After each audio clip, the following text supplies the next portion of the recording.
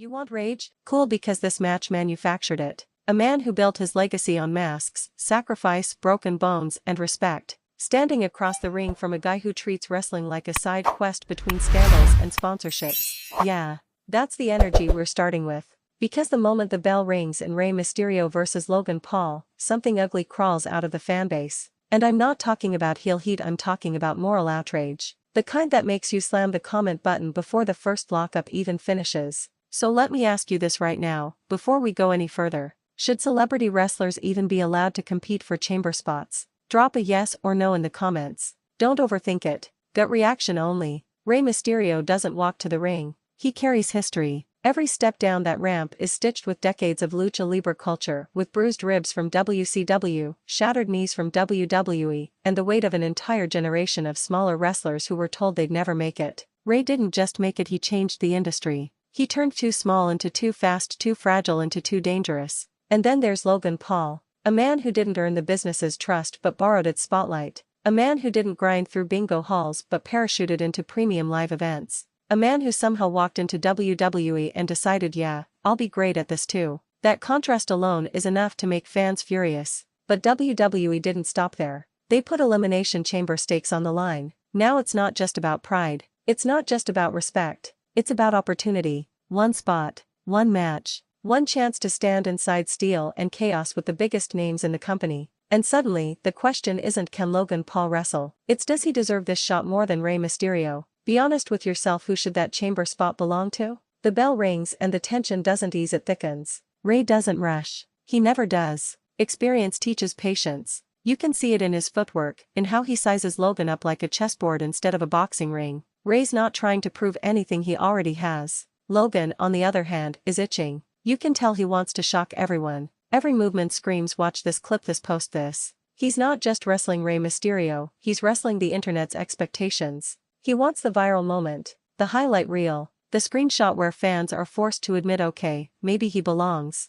And that's where the anger starts creeping in. Because when Logan connects, when he counters, when he moves faster than he has any right to, it messes with people's heads. The crowd reaction fractures, half boos, half stunned silence. So here's a question that's gonna split this comment section in half. Is Logan Paul actually underappreciated as an in-ring performer, or is this still smoke and mirrors? Don't dodge it. Rey takes control the only way he knows how: speed, angles, momentum. He turns the ring into a weapon. Ropes aren't boundaries, they're tools. 1 second he's grounded, the next he's airborne, twisting physics into something that looks impossible for a man his size and age. This isn't just athleticism. This is craft. This is muscle memory carved over decades. And Logan? He's learning in real time. You can almost see the calculations happening. When to strike, when to retreat, when to power through instead of outmaneuver. Logan's strength advantage becomes a factor not because he's overpowering Rey, but because he's absorbing punishment that would drop most men. That's the scary part. Because every time Logan stays on his feet after a Rey Mysterio combo, it makes fans uncomfortable. It challenges the narrative we want to be true. And WWE knows that.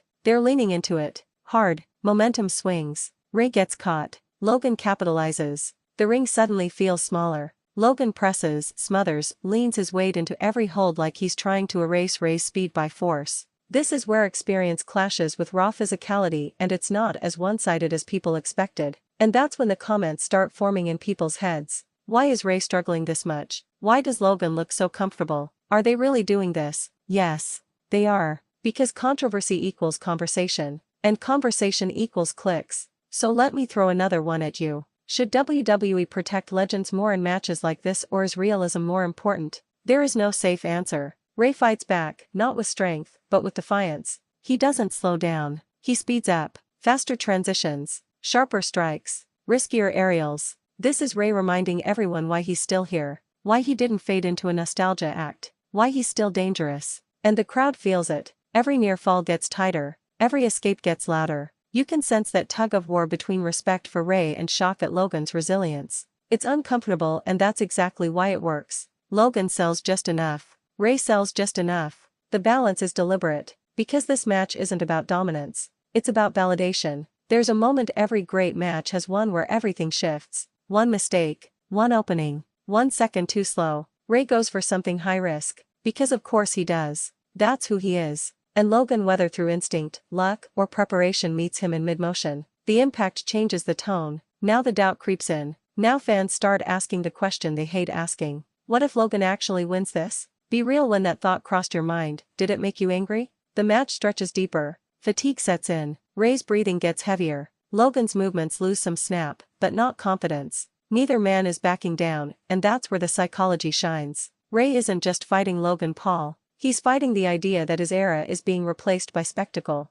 Logan isn't just fighting Rey Mysterio. He's fighting the idea that he'll never truly belong. That's the subtext. That's the war underneath the holds and counters. And if you're not feeling something by now, anger, excitement, disbelief, then wrestling just isn't for you. Another question, because I want chaos in these comments. If Logan Paul qualifies for the Elimination Chamber, does it cheapen the match or elevate it? Choose violence. Pick a side. As the match barrels toward its climax, everything becomes sharper. Strikes land louder. Mistakes feel costlier. The crowd noise blurs into a constant roar, anticipation mixed with dread. Rey digs deep. The kind of deep you only reach when you've been counted out before. When you've been written off. When you've had to reinvent yourself more times than you can remember. Logan digs deep too, but in a different way. He's not fighting nostalgia. He's fighting expectation. The expectation that this is where the experiment ends. And that's why the final stretch is so brutal to watch. Because no matter how it ends, someone is going to be furious. Near falls stack, each one tighter than the last.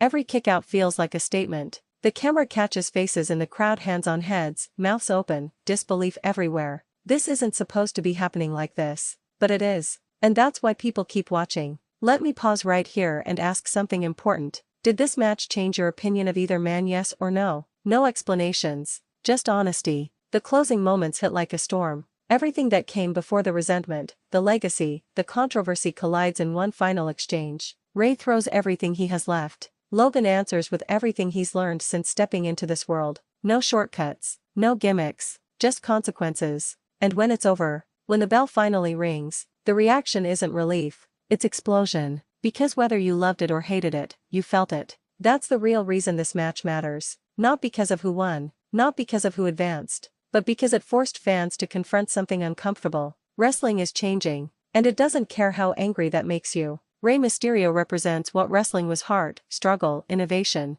Logan Paul represents what wrestling is becoming: viral, polarizing, impossible to ignore. And WWE put them in the same ring, on purpose. Final question, answer this one if you've watched all the way through. Was this match disrespectful to wrestling tradition, or exactly what the business needs right now? No fence sitting. Because whether you're furious or fired up, one thing is undeniable. You watched, you reacted, and you're still talking about it. And that's the real win. And if you're still here, that tells me everything I need to know. Because matches like this don't let you quietly move on. They linger. They sit in your head hours later. They turn into arguments in group chats, comment wars on social media, and that one sentence everyone keeps repeating. Yeah, but should that have happened? That's the poison WWE injected on purpose. Let's talk about the aftermath energy, because this is where the anger really matures. Rey Mysterio doesn't celebrate like a man who just wrestled another guy. He carries himself like someone who just survived a challenge to his existence. There's no arrogance, no chest puffing,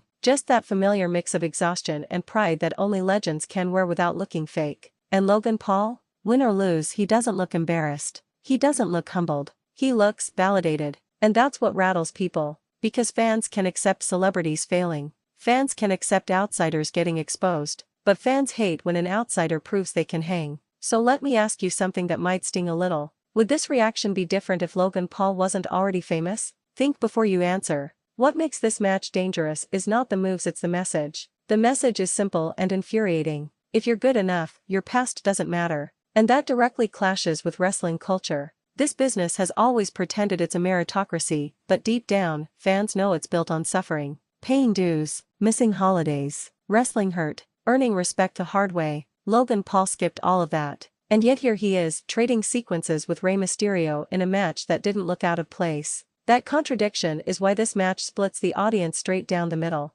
Here's another comment section grenade for you. Do fans secretly hold celebrities to an impossible standard just to protect wrestling's purity? Say it with your chest. Now let's break down why this match was designed to make people mad. Rey wasn't booked to squash Logan. Logan wasn't booked to dominate Rey. Instead, WWE put them on almost equal footing. That's not accidental. That's manipulation. Because if Logan gets destroyed, the conversation ends. If Rey steamrolls him, nothing changes. But if they look competitive, Now you've got chaos. Now every Rey fan feels disrespected. Now every Logan defender feels justified. Now every neutral fan is forced to pick a side. That's engagement. That's modern wrestling psychology. Think about the pacing. Notice how often Logan cuts Rey off mid-momentum. How Rey has to earn every comeback. How Logan doesn't look lost, panicked, or overwhelmed. That's not just good performance, that's intentional framing. WWE wanted you uncomfortable. So ask yourself this. Did this match feel too even, or was that exactly what made it compelling?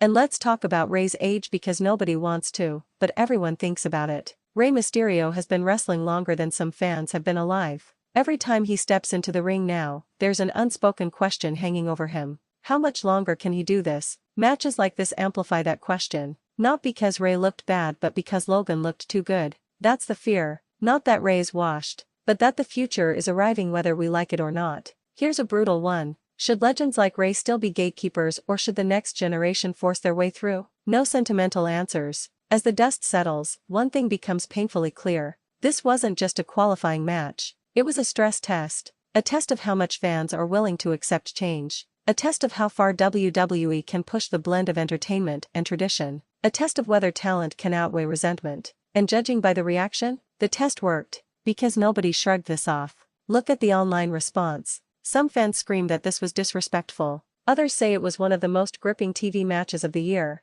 Some praise Logan's athleticism. Others accuse WWE of selling its soul. That's not division, that's investment. Indifference is the enemy. And this match killed indifference dead. Let me ask one more, because this one matters. If this match had happened 10 years ago, would the reaction have been worse or better? Context matters. At the end of the day, Rey Mysterio walked out with his legacy intact. That's undeniable. One match doesn't erase decades of impact, innovation, and influence. But Logan Paul walked out with something just as powerful: credibility, not universal acceptance, not respect from everyone, but enough proof to keep getting opportunities. And that's what scares people. Because once credibility enters the picture, the argument shifts from why is he here to how far can he go. So here's the uncomfortable truth. You don't have to like Logan Paul. You don't have to agree with WWE's choices. You don't even have to enjoy the match. But you cannot deny its effect. It made you react. It made you argue. It made you stay until the end. And if you're still watching this video right now, then whether you admit it or not, it worked. Final question. Last one. Answer this if you're real. Did this match make you more excited or more worried about the future of WWE? Drop your answer. Fight it out in the comments. And share this with someone who's still pretending this match didn't get under their skin. Because Ring Rumble doesn't exist to keep you comfortable. It exists to stir the fight.